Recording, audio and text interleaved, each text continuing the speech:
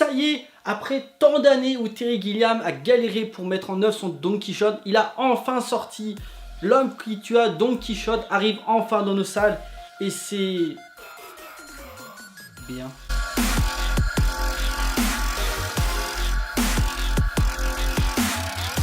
Bonjour, ici Mister Cult et aujourd'hui nous allons parler de L'homme qui tua Don Quichotte de Terry Gilliam. Enfin!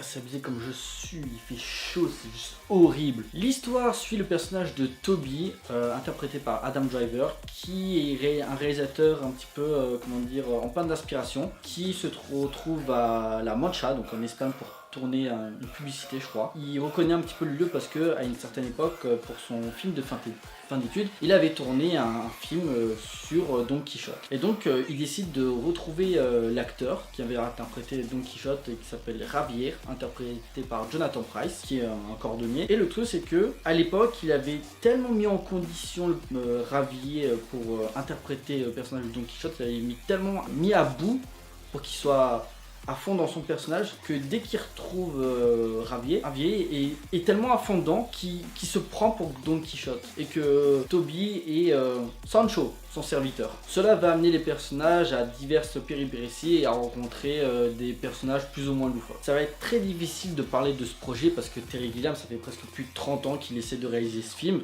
et on se souvient surtout de le tournage qui s'était déroulé en 2000 où il y avait au casting Jean Rochefort dans le rôle de Don Quichotte et Johnny Depp. Je vous conseille le très bon documentaire Lost in La Mancha qui montre comment le tournage est parti en cacahuète en seulement quelques jours avec des intempéries qui ont foutu les décors en l'air, l'acteur principal Jean Rochefort qui avait des problèmes de santé, ce qui fait qu'il ne pouvait pas interpréter le personnage de Don Quichotte. Enfin bref, c'était un désastre. Par la suite, Terry Gilliam a souvent essayé de relancer auprès des studios. Oui, je veux quand même le faire, pendant presque 15-20 ans, il a fait chier les studios.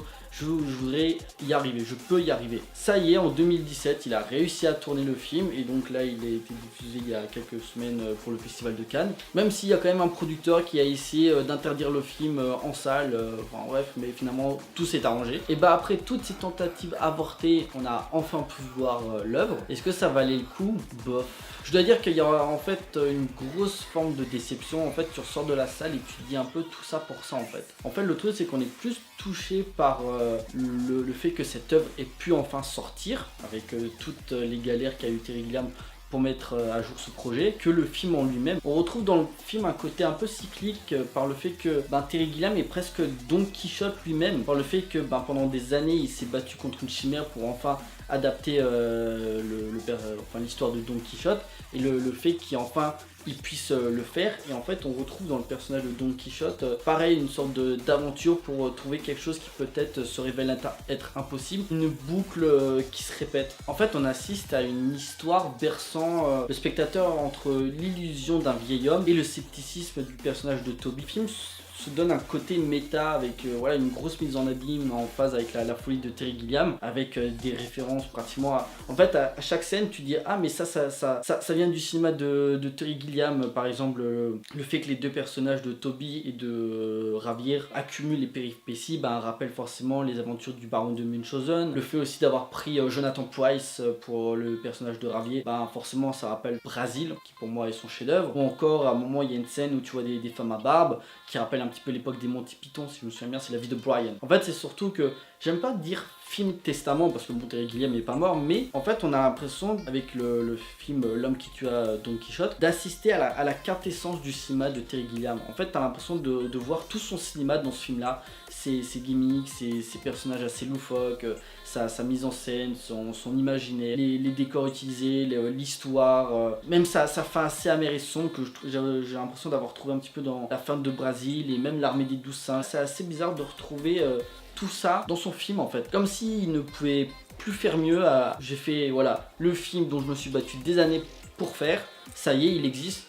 Maintenant, je peux plus faire mieux. Sauf que moi, personnellement, je trouve que L'homme qui tua Don Quichotte, c'est pas son meilleur film. Pour moi, j'ai l'impression d'assister à une sorte de sous-baron de Munchausen, avec un côté un peu plus bordélique et psyché que Munchausen, mais pour moi c'est un cran en dessous. Terry Gilliam fait coïncider absurde et onirisme avec le côté décalé et loufoque de son univers. Je trouve aussi, et ça par contre j'avais pas trop vu dans ses anciens films, il y a un montage très surcuté, il y a beaucoup de cuts, il y a une musique assez forte et je trouve qu'à certains moments du film, je pense que le film devrait plus se poser en fait, laisser un peu reposer le personnage et le spectateur. Comme j'ai dit avec le film, c'est la quintessence du cinéma de Terry Gilliam, mais il propose pas forcément quelque chose de nouveau. On se retrouve avec une mise en scène assez datée, avec des grands angles partout, une musique assourdissante, une poésie assez cheap, et même une utilisation du numérique très discutable à certains moments. On assiste à une comédie sophistiquée, mais qui perd son côté poétique suite à la grosse attente des fans. Forcément, vu l'attente, vu l'ambition, ce qu'on voit est plutôt décevant. On assiste